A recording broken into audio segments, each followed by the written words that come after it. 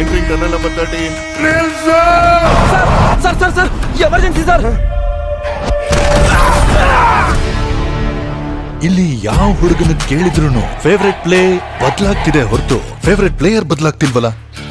ಪೆದ್ದಿ ಈ ಏರಿಯಾದಲ್ಲಿ ಏನಾದ್ರೂ ಅದು ದೇವ್ರ ಹೆಸರ? ನನ್ನ ಫೇವ್ರೆಟ್ ಕ್ರಿಕೆಟರ್ ಪೆದ್ದಿ ಸರ್. ಫೇವ್ರೆಟ್ ರೆಸ್ಲರ್ ಪೆದ್ದಿ ಸರ್. ನನ್ನ ಫೇವ್ರೆಟ್ ರನ್ನರ್ ಕೂಡ ಪೆದ್ದಿ ಸರ್. ಈ ಏರಿಯಾ ಹುಡುಗರಿಗೆ ಪೆದ್ದಿ ಗುಡಿಯಲ್ಲಿರೋ ದೇವ್ರಲ್ಲ ಸಾರು, ಗ್ರೌಂಡ್ ಅಲ್ಲಿರೋ ದೇವ್ರು.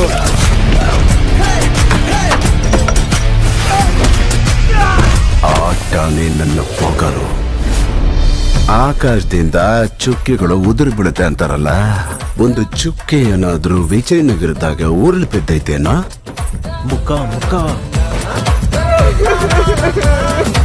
ಬೊಗಳೋದು ನಿಲ್ಸಲಿ. ಕಿತ್ತೋಗಿರೋ ಚಾಡಿ ಎಲ್ಲ ಹೇಳ್ಬೇಡ, ಸರ್ವನಾಶ ಆಗೋಗ್ತ್ಯ. ಹೆಣ್ಣು ಮಗಳಾಗಿ ನೀವ್ ಹಿಂಗೆಲ್ಲ ಮಾತಾಡಬಾರ್ದಮ್ಮ. ಕಿಸ್ತಿದ್ಯಾ ಬಿಡು. ನನಗೆ ಆಟ ಗೆಲ್ಲೋದಲ್ಲ, ಬದುಕದ್ ಮುಖ್ಯ.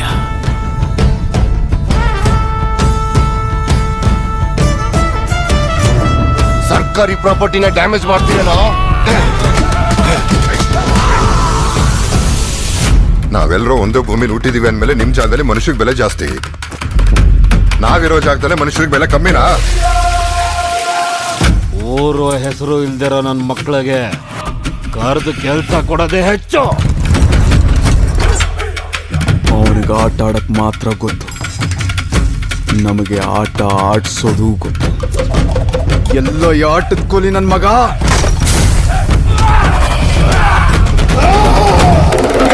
ಮಾತಿಂದ ಅಲ್ಲ, ಅಖಾಡದಲ್ಲಿ ಗೆಲ್ಲೋ ಅಂತ ಗಂಡಸ್ತರ ಯಾರಿಗಿದೆ ಬರ ಕೇಳು.